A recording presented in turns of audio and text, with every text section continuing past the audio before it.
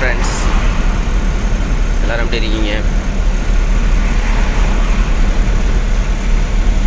வண்டிலாம் அப்படி ஓடிட்டுருக்கு ஃப்ரெண்ட்ஸ். நம்ம சேனலில் பார்த்தீங்கன்னா வீடியோ போட்டு இது வரைக்கும் 1.5 மந்த்துக்கு மேலே ஆச்சு. காரணம் என்னென்னா, நான் எங்கேயுமே லோடுக்கே போகலை. சில வேலைகளாக வீட்டில் இருந்துட்டேன். நம்ம ஏரியாவில் பார்த்தீங்கன்னா ஃப்ரெண்ட்ஸ் இப்போ வந்து முருங்கைக்காய் ஓடிக்கிட்டு இருக்கு. பட் நான் எதுவும் ஓட்டலை. காரணம் என்னென்னா சொல்கிறேன் திரும்ப வீடியோவில். இப்போ நம்ம வண்டியில் பார்த்தீங்கன்னா ஃப்ரெண்ட்ஸ், சுண்ணாம்பு ஏற்றிட்டு வந்து செஞ்சு போயிட்டுருக்கிறேன். 7,800 ரூபா வாடகை. அதுக்கு எந்த செலவும் கிடையாது. மொத்த தூரம் பார்த்தீங்கன்னா ஃப்ரெண்ட்ஸ் 152 கிலோமீட்டர் வருது. இந்த இடத்துலேருந்து, அதாவது நம்ம ஏற்றுற இடத்துலேருந்து நம்ம கொண்டு போயிட்டு இறக்குற ஸ்பாட்டு.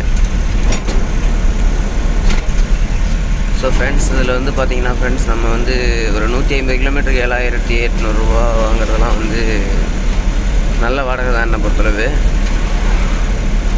ஏன்னா சென்னையிலேருந்து மதுரைக்கே 8,000 தான் வாடகை. 8,000 8,500 தான் வாடகை. ஸோ உங்களுக்கே தெரியும் இதில் கெயின் தான் அப்படின்னு.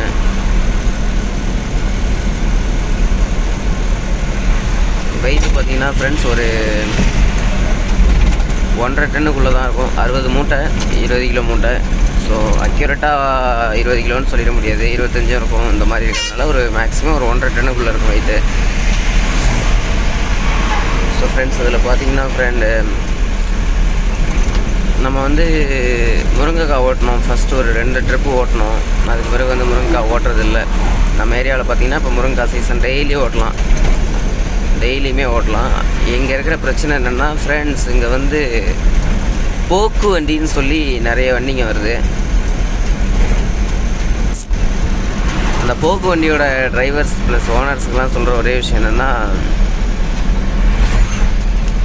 உங்களுக்கு இப்படி வந்து ஒரு வாடகையை குறைக்கிறதுல வந்து என்ன பெனிஃபிட் இருக்குன்னு நினைக்க போகிறீங்க? அதாவது ஃப்ரெண்ட், நம்ம ஊர்லேருந்து ஹாசன் ப்ரோ அப்படின்ற ஊர் வந்துட்டு பெங்களூரில் உங்களுக்கு தான் தெரியும். அந்த ஊருக்கு வந்து 15,500 ரூபா வாடகை. பட் இந்த போக்கு வண்டின்ற இவங்களுக்கு ஃப்ரெண்ட்ஸ் வாடகை பார்த்தீங்கன்னா ஃப்ரெண்ட்ஸ் 9,000 வாடகை. 9,000லேருந்து 10,000க்குள்ளே வாடகை. டிஸ்டன்ஸ் பார்த்தீங்கன்னா ஃப்ரெண்ட்ஸ் ஒரு 450 கிலோமீட்டர்ஸ் வருது. கண்டிப்பாக 450 கிலோமீட்டர் வரும்.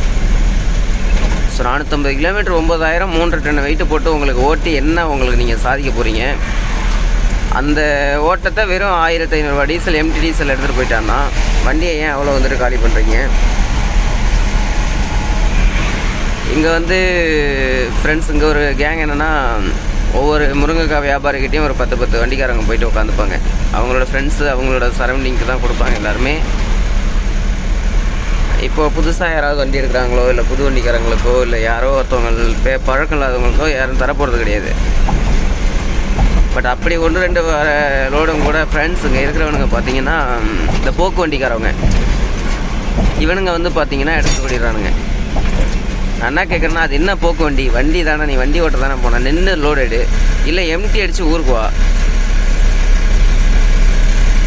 அதை விட்டுட்டு போக்கு வண்டி, அந்த வண்டி, இந்த வண்டின்னு சொல்லிவிட்டு நீங்களாக காமெடி பண்ணிட்டு உட்காந்துருக்கீங்க அடுத்தவனோட பிரச்சனை இல்லாமல். நாங்கள் போன வாரம் ஃப்ரெண்ட்ஸ் ஒரு பிளான் பண்ணோம். அந்த போக்கு வண்டின்னு எவனாவது வந்தானுங்கன்னா அவனுங்களை அப்படியே நிப்பாட்டி ஒரு 3 நாள் முருங்கைக்காயோடையும் சேர்த்து அவங்களையும் காய வச்சு ஊருக்கு அனுப்பலான்னு பிளான் பண்ணோம். பட் 2 நாள் நாங்கள் வெயிட் பண்ணோம், யாரும் இல்லை. அந்த மாதிரி எல்லாம் வந்து அவங்க வண்டி தான் போச்சு. ஏன்னா காரணம் என்னென்னா, மழை சீசனுங்கிறதுனால கொஞ்சம் யாரும் முருங்கைக்காய் நிறைய வரல. என்ன உங்களுக்கு பெனிஃபிட் கிடைக்கிது? எல்லாருமே வந்துட்டு ஒரு போக்கு வண்டி, அந்த வண்டி, இந்த வண்டி இங்கே நிப்பாட்டிட்டாங்கன்னா என்ன பண்ணுவீங்க? ஒரு 1 வீக் நிப்பாட்டி வச்சிடுறாங்க, என்ன பண்ணிடுவீங்க? வாங்க ஓட்டுங்க, ஒன்றும் பிரச்சனை கிடையாது. மற்றவன் என்ன ஊரில் இருக்கிறவன் என்ன வாடகை தரானோ அந்த வாடகைக்கு ஓட்டுங்க பேசி. அதை விட்டுட்டு 9,000க்கு நீங்கள் ஓட்டுறீங்க, 15,500 ரூபாய்க்கு போடுற வண்டி அப்படின்னா, அந்த 15,000க்கு போகிறவனுக்கு கண்டிப்பாக வாடகை கொடுக்க யாரும் கூப்பிட மாட்டாங்க. உங்களை மாதிரி போக்கு வண்டிங்களை தான் கூப்பிடுவாங்க. போக்கு வண்டிங்களாம் இங்கே பொழப்பு இல்லாமல் 4 நாளைக்கு உட்கார வச்சோன்னா அதுக்கு பிறகு தான் தெரியும். கண்டிப்பாக அது நடக்கும். லோடு கிடைக்கலன்ற விரக்திலாம் கிடையாது. நான் வந்து நம்ம வண்டியை சர்வீஸே பண்ண கிடையாது. 20,000 கிலோமீட்டருக்கு மேலே 21,000 கிலோமீட்டருக்கு பக்கமாக நான் ஓட்டிட்டேன். ஸோ எனக்கு பெருசாக அந்த லோட்லலாம் பெரிய அபிப்பிராயம் கிடையாது. காரணம் என்னென்னா, ஃப்ரெண்ட்ஸ் இங்கேருந்து 8 மணி நேரத்துக்குள்ளே 450 கிலோமீட்டர் ஓட்டணும். அப்போ நம்ம வண்டி வந்து படாத பாடுபடும். 15,500 வந்து ரொம்ப கம்மியான வாடகை தான் அது. ஏன்னா அவ்வளோ வேகம் போகணும். ரெண்டாவது வந்துட்டு நம்ம ஊர்லேருந்து அரியலூர் வரைக்கும் ஓரளவு கொஞ்சம் கைகாட்டி வரைக்கும் ரோடு நல்லாயிருக்கும். அதுக்கு பிறகு பார்த்திங்கன்னா ரோடு ஃபுல்லாக பேட்ச்சு. எங்கே ஆத்தூர் வரைக்குமே ரோடு பேட்ச் தான். மடார்னு அடித்து மோதி பிதிச்சு இங்கேருந்து கொண்டுட்டு போய் அந்த லோடை யாருக்கோ நீங்கள் வந்துட்டு 9,000 கொடுக்குறீங்க அப்படின்னா, நீங்கள் என்ன வந்து இந்த வண்டிக்கு வந்து ஒரு 4 இயர்ஸ் வந்து டியூ கட்டி நீங்கள் வந்து அந்த வண்டியை காப்பாற்றி அந்த வண்டியை நல்ல முறையில் விற்றுருவீங்கன்னு நினைக்கிறீங்க? வாய்ப்புகள் ரொம்பவே கம்மி தான். உங்களுக்கு தேவை அங்கேருந்து ஓடினா போதும் அப்படின்ற மாதிரி நீங்கள் ஓடிடுறீங்க. அடுத்த போய் அங்கேயும் நீங்கள் போக வேண்டியதான் போக போகிறீங்கிறது உங்களுக்கு ஞாபகமே இருக்க மாட்டேங்குது. நீங்கள் எங்கே போனாலும் அங்கேயும் நீங்கள் போக வேண்டியதான். ஸோ நீங்கள் வந்து ஒரு வாடகை பிடிச்சி ஓட்ட போகிறதே கிடையாது என்றைக்குமே. போக்கு வண்டியால் வந்துட்டு யாருக்கும் எந்த யூஸும் கிடையாது. யாருக்கு யூஸ்னா, அந்த லோடு அனுப்புகிறான் பார் கம்பெனிக்காரன், அவனுக்கு கூட யூஸ் கிடையாது. அந்த உங்களுக்கு லோடு செட் பண்ணுறான் பார்த்தீங்களா அந்த ஏஜென்ட், அவன் சும்மா உட்காந்து அந்த பேலன்ஸ் இருக்குது பார்த்தீங்களா, 15,500 9,000 போச்சுன்னா பாக்கி 6,000 சம்திங், அதான் அவன் எடுத்துக்க போகிறான். நீங்கள் என்ன பண்ண போகிறீங்கன்னா, நீங்கள் வழக்கம் போல் அங்கேருந்து அங்கே போய்ட்டு அங்கேயும் வந்துட்டு இதே மாதிரி போக்கு வண்டி ஓட்டி வண்டியை காலி பண்ணி ஓனரை காலி பண்ணி உட்காந்துருக்க போகிறீங்க. வாங்க ஓட்டுங்க, ஒன்றும் பிரச்சனை கிடையாது. மற்ற வண்டி என்ன வாடகை போகுது, அந்த வாடகைக்கு ஓட்டுங்க. அதை விட்டு நீங்களா ஒரு வாடகை பேசி நீங்களா ஒன்று பண்ணிகிட்டு இருந்தீங்கன்னா எல்லாருக்குமே அது கோவப்பட வேண்டிய விஷயம். என் ஃப்ரெண்டு சசின்னு ஒருத்தலாம் நிப்பாட்டிட்டான் அவர் வண்டியவே. பட் ஆனால் கொஞ்சம் அன்றைக்கி யாரும் அவன் கூட ஆள் இல்லை, அதனால் வந்துட்டு கொஞ்சம் நேரம் கழித்து விட்டுட்டான். தயவு செஞ்சு இந்த மாதிரி வாடகைக்கு ஓட்டாதீங்க யாருமே. ஏதாவது உங்களுக்கு பெனிஃபிட் இருந்ததுன்னா ஓட்டுங்க. அதில் எதுவுமே இல்லாத பொழுது அதில் எவ்வளோ நிற்கும்ன்றதுனா ஒரு 3,000 நிற்கும். இந்த 9,000 ஓட்டி 3,000 நிற்கும். ஆனால் கண்மறைவாக ஏதோ அந்த 3,000க்கும் செலவு வந்து எங்கேயோ ஒரு இடத்துல நடந்திருக்கும். 85 குறைக்காமல் ஓட்டினா தான் 8 மணி நேரத்தில் 450 கிலோமீட்டர் ஓட்டலாம். ஸோ உங்கள் டயரு,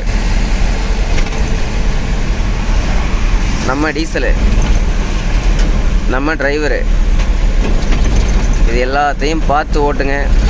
இல்லை நீங்கள் வழக்கம் போல் போக்க வேண்டி தான் ஓட்டுவீங்கன்னா தயவு செஞ்சு எங்கே வேணாலும் ஓட்டுங்க. இந்த முருங்கைக்காய் எடுக்கிறதுக்கு போக்க வேண்டின்னு யாராவது வந்தீங்கன்னா அங்கே பிடிச்சி உட்கார வச்சாங்கன்னா 1 வாரத்துக்கு மேலே ஆகும் விடுறதுக்கு. நானே உட்கார வச்சிருவேன். என்ன காரணம் அப்படின்னா, எல்லாருக்கும் ஈக்குவலாக ஓட்டு. நீங்கள் உங்களை ஓட்ட வேணான்னு சொல்லலை, எல்லோரும் எங்கேயுமே லோடு எடுக்க தான் வரும், எல்லோரும் தான் பண்ண போகிறோம். அதனால் உங்கள் விஷயத்துக்கு நீங்கள் லோடு எடுத்துகிட்டு போகிறதுக்கு இங்கே யாரும் கிடையாது. இங்கே வந்து அரியலூர் டிஸ்ட்ரிக்டில் வந்து 1 வண்டி 2 வண்டி இல்லை, கிட்டத்தட்ட குறைச்சலாக ஒரு 2 லட்சம் தோஸ்து மட்டும் இருக்குங்க. அவ்வளோ வண்டி இருக்குது. ஸோ அவங்கெல்லாம் வந்து பைத்தியக்காரங்க கிடையாது. அவங்களுக்கு கூட போட்டி போடணுன்னா அவங்களுக்கு ஏற்ற மாதிரி வாடகை போட்டு நீங்கள் ஓட்டணும். சும்மா சம்மந்தமே இல்லாமல் ஒரு வாடகையை போட்டுக்கிட்டு ஓட்டிகிட்டு இருக்கிறவன் எல்லாத்தையும் வந்து கோவப்படுத்திட்டு இவங்களோட பழப்பையும் காலி பண்ணிவிட்டு அடுத்தவன் பழப்பையும் காலி பண்ணிட்டு ஓட்டுறதெல்லாம் வந்து ஒரு புத்திசாலி கிடையாது. நம்ம வண்டி சும்மாவே என்னன்னாலும் பிரச்சனை கிடையாது. நம்மளோட உழைப்பு அடுத்தவனுக்கு போகக்கூடாதுன்னு எண்ணம் இருக்கணும் ஃபஸ்ட்டு எல்லாருக்குமே. நம்ம வண்டி நமக்காக வேலை செய்யணும், நம்மளை காப்பாற்றுறது தான் நம்ம வண்டி எடுத்துருக்கோம், அடுத்தவனை காப்பாற்றி விடுறது கிடையாது. இதெல்லாம் ஏன் உங்களுக்கு கொஞ்சம் கூட புத்தியில் ஏற மாட்டேதுன்னு தெரியல.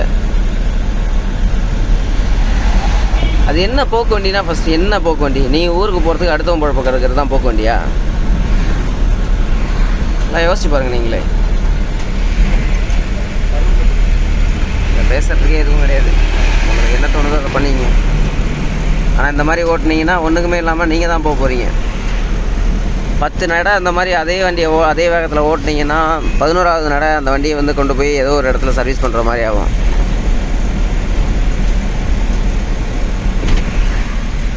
அங்கே சம்மந்தமே இல்லாமல் இன்னொரு பிரச்சனை நடக்கும். இதெல்லாம் தேவையாங்கிறத யோசித்து பார்த்து ஓட்டுங்க. மாதத்தில் 4 ட்ரிப்பு ஓட்டினாலும் நல்லதாக ஓட்டிட்டு வண்டியை வீட்டில் நிப்பாட்டிட்டு நிம்மதியாக இருந்தவங்க அதை முதல்ல மனசில் வச்சுட்டு ஓட்டுங்க. அதை விட்டுட்டு நான் போக்கு வண்டி அப்படின்னு ஓட்டினீங்கன்னா உங்களுக்கு அப்புறம் வண்டி சீக்கிரமே போக்கு வண்டியாக போயிடும். உண்மையான விஷயம் இதுதான். எதாக இருந்தாலும் பார்த்து பண்ணுங்கள் ஃப்ரெண்ட்ஸ். இதெல்லாம் ஒரு தவறான செயல். 200 கிலோ போட்டுட்டு போய் ஓட்டுறவங்களும் இருக்காங்க, 4 டன்னு போட்டிட்டு போகிறவங்களும் இருக்காங்க. அந்த 200 கிலோ போட்டுட்டு போகிறவங்க உங்களை தாண்டி சம்பாதிக்கிறாங்கிறத மனசில் வச்சுட்டு ஓட்டுக்கோங்க.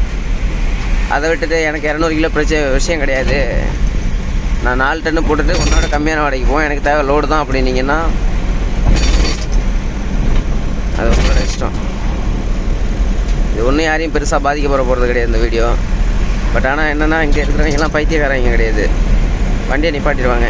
இங்கேன்னு இல்லை, இந்த மாதிரி பண்ணும்பொழுது ஒவ்வொரு ஊர்லேயும் வந்து ஒவ்வொரு சீசன் இருக்குது. கேரட் இருக்குது, கருணக்கிழங்கு இருக்குது, நம்மளோட இளவனாஞ்சூர் கோட்டை பக்கத்துலலாம் அங்கெல்லாம் வந்துட்டு இந்த மாதிரி போக்கு வண்டிங்கிறவங்கள பிடிச்சி வச்சுட்டு ஒரு வாரம் கழிச்சுலாம் வண்டி அனுப்புறவங்களாம் இருக்காங்க. காரணம் என்னென்னா அவங்க அங்கேருந்து சென்னைக்கு 8000 போவாங்க, இங்கேருந்து போயிட்டு 4500 வாடகை எடுத்துகிட்டு ஓடிருக்கானுங்க. ஸோ அதெல்லாம் பார்த்துக்கோங்க ஃப்ரெண்ட்ஸ், பார்த்துட்டு அதுக்கேற்ற மாதிரி முடிவு பண்ணிக்கோங்க. நான் நெக்ஸ்ட் வீக்லாம் வந்துட்டு சென்னை வரலான்ட்டு இருக்கேன். ஏன்னா கொஞ்சம் பர்சனல் ஒர்க் நிறையா இருந்துச்சு, அதையும் முடிச்சிட்டேன். இன்னும் கொஞ்சம் 2-3 நாள் இருக்குது, அதையும் முடிச்சுட்டு சென்னை வந்தேன்னா ஒரு 2 மாதம் ஓட்டிட்டு வண்டி எஃப்சி டைம் வந்துடும். எஃப்சி டைம் வந்ததும் அடுத்த வேலையை பார்க்கணும். ஓகே ஃப்ரெண்ட்ஸ், பார்க்கலாம் நெக்ஸ்ட் வீடியோவில். இதை இறக்கிட்டு திரும்ப வீட்டுக்கு எம்டி தான் போவேன். இது ஒரு நல்ல வாடகை தான், நம்ம எப்படி ஓட்டினாலுமே ஒரு 4000 ரூபா நமக்கு கையில் இருக்கும் ஃப்ரெண்ட்ஸ், எந்த ஒரு பிரச்சனையும் கிடையாது.